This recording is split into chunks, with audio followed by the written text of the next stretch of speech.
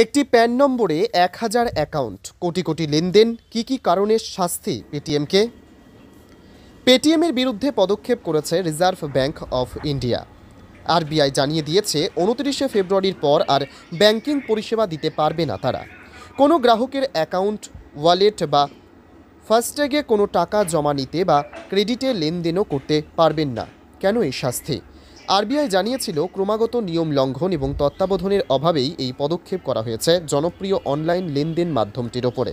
কী নিয়ম লঙ্ঘন করেছে পেটিএম? সূত্রের খবর, পেটিএম পেমেন্টস ব্যাংকের অনিয়মের জন্যই কোপের মুখে পড়েছে সংস্থাটি।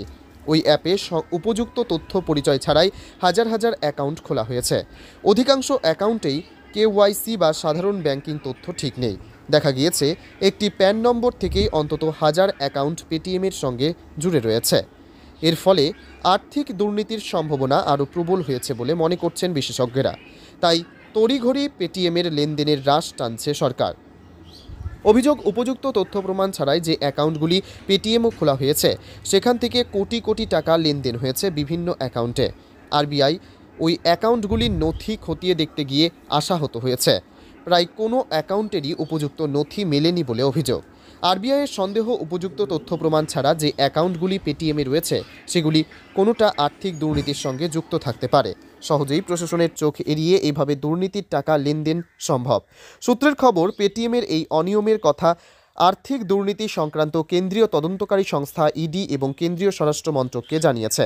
সংবাদ সংস্থা রয়টার্সের রিপোর্ট অনুযায়ী পেটিএমে এই সম্ভাব্য দুর্নীতি খতিয়ে দেখবে ইডি। পেটিএমের অভিভাবক সংস্থা 197 কমিউনিকেশন লিমিটেড আরবিআইয়ের কোপে পড়েছে। ওই সংস্থার মাধ্যমে লেনদেনে গোপন তথ্য ফাঁসের সম্ভাবনাও রয়েছে বলে জানতে পেরেছে কেন্দ্রীয় ব্যাংক। যদিও তারা জানিয়েছে ২৯ ফেব্রুয়ারির পরেও গ্রাহকেরা পেটিএম অ্যাকাউন্ট থেকে অনলাইনে টাকা দিতে পারবেন।